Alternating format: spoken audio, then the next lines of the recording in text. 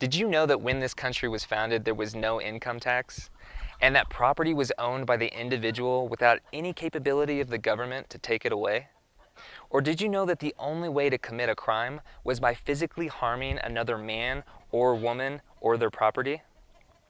And that the highest authority figure anywhere in the country was the local county sheriff? Or that men and women had more authority than the federal government? Or how about the fact that we have two American flags, one for wartime and one for peacetime? You see, many people realize there's something fundamentally off in our country, but nobody can seem to put their finger on exactly what it is. Why are things so much different than the founding structure of this country? Why does government have so much power? And how did we get here?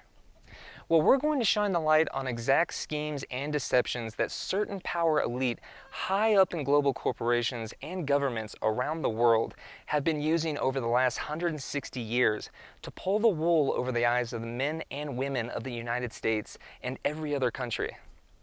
Little by little, these power elite have secretly and unlawfully changed the roles of government and the roles of men and women living in this country in order to take the power away from us and give it to themselves.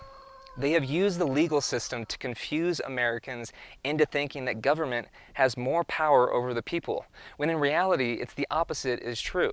Men and women have power over the government. You see, all the power in this country is derived from the individual men and women living in it. Through mutual agreement, the men and women created the federal government to provide 18 services. Because these services were needed to be provided countrywide, which would have been handled more efficiently and more effectively at a federal entity as opposed to each state trying to accomplish them individually.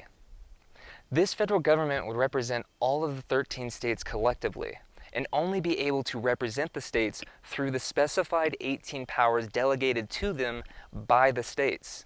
Just like a parent allowing a child to mow the lawn or clean the dishes, but at the same time not allowing them to drive the car or use the weapons in the safe. So how is it that our employee, the government, now tells us, the employer, what to do? It's the inability to answer that question due to altered education that gives government its perceived power. Over the last 160 years, these corrupt elite have slowly transitioned us from our original form of government over to a fraudulent form of government while hoping none of us would notice. The only way these corrupt power elite can keep doing what they are doing is to keep Americans in the dark and not let us know the truth. Their power depends on us not knowing. Now, to be fair, most of the federal employees are unaware of this corruption. It's only the powerful few at the top that keep this system in place through deception. I know it seems daunting to go up against the big bad government, and even those that have the courage to do so don't usually know where to start. That's why we've resurrected the states' assemblies in all 50 states. The states' assemblies are the foundation of the original structure of this country's governing body, which is made up of the men and women of the land in this country. These assemblies were mothballed as we were unknowingly transitioned from our original form of government to a fraudulent form of government. Now that we have resurrected the assemblies, we can provide you with the nonviolent approach and the tools needed to reverse these unlawful actions that were taken against you, so you can reclaim your natural rights and your sovereignty. But in order to correct the unlawful changes, we must first learn the schemes and deceptions used to get away with this unlawful activity.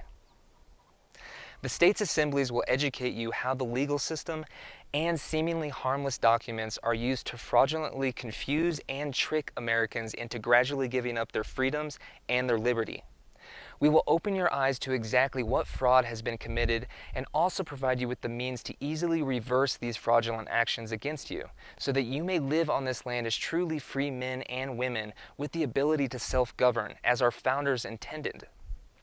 It's time we learn just how much has been stolen from us, how it's been done, and how we take back what's lawfully and rightfully ours.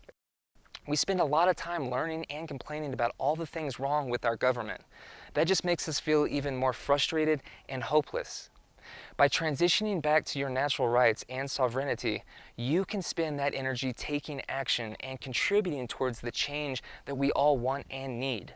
Since I've joined my state's assembly, I have formally notified our corrupt government institutions of my sovereignty and natural rights. I am no longer held accountable to arbitrary statutes and codes masquerading as laws, like the mandate to wear a mask or even something like jaywalking.